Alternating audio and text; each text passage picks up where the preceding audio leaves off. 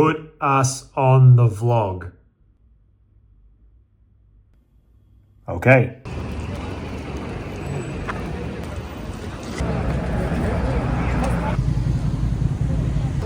Functional phone booth or portable urinal?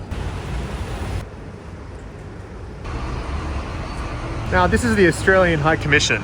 This is where I come to vote. This is where I come to cry. But if there's one thing that that building represents, it is bureaucracy. It is a crime that the Australian High Commission does not have democracy sausage during major election events. Standing up in queues there to vote, expecting a Bunnings-style sausage, only to have my heart broken time and time again. For what is a man if he is without his sausage? Welcome to Friday evening in London. For all you Brits or international non-Australians watching this video, a democracy sausage refers to the tradition at Australian elections when we vote back home for political office, like federal elections and that kind of thing. On the days of voting, much like here in the UK, where most of the voting booths are public schools, community infrastructure, it's common, it's expected, it's pretty much fucking law that there is a barbecue provided, usually raising money for charity, and sausage sandwiches are cooked at said barbecues. So you go, you vote, and you get a sausage, hence the term democracy sausage.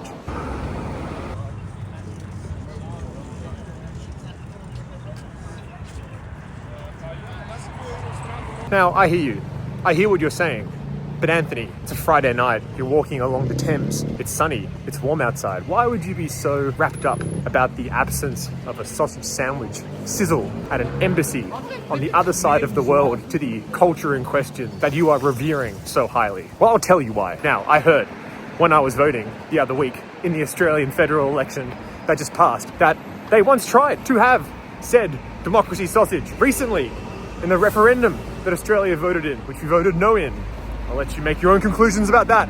But the democracy sausage, I heard, was trialled and did not go well. It was trialled, and because of the smoke and soot and potential grease that was wafted up into the air from the barbecue alongside, the impact that had on the facade of the historical building was deemed by the local council to be damaging and therefore a terminal threat. And so the question is, are we really going to let a few grease marks on the side of a building stop us from tasting the succulent, fresh, freedom-y flavor of democracy sausage? Are we really, as a society, going to say that that's fair enough to protect a building which is an inanimate object against the so-called threat of freedom encased in the tubing of a sausage?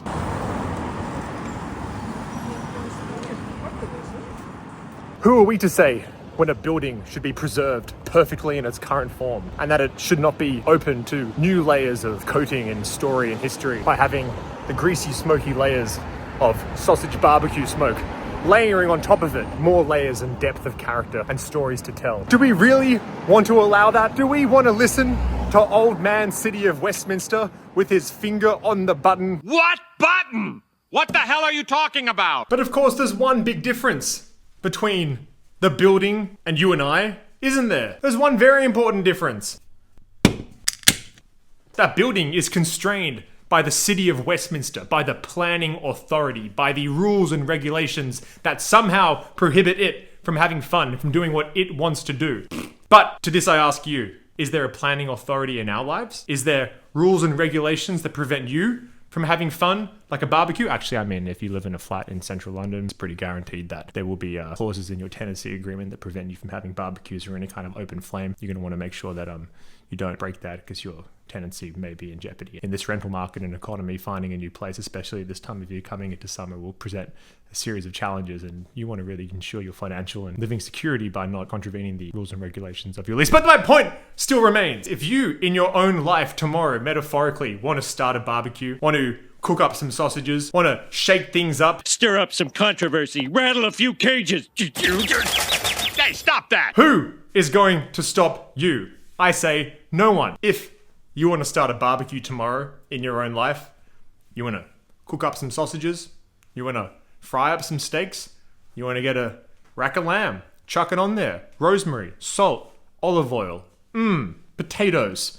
I'm getting hungry. No one will stop you. And that's the beautiful thing and the reminder that we are alive. Walking home tonight in central London on a beautiful sunny, warm, spring, Friday night evening, seeing people having beers, seeing people enjoying themselves, laughing, letting the worries and stresses and responsibilities and wrongdoings and injustices of their week melting away into the bottom of their empty pint glass. Seeing people living life is the ultimate reminder that we are not a sooty old decrepit building under building code and zoning laws. We are people and we can do whatever the fuck we want. If you want to start a barbecue tomorrow in your own life, there will be no city of Westminster to tell you otherwise. You, my friend, may pull out the sausages from the freezer, pull up the chicken drumsticks from your fridge drawer, fire up the barbie and chuck them on there and burn them to your heart's content. You and I are both hungry, so let's eat. Leave the bird alone. Never.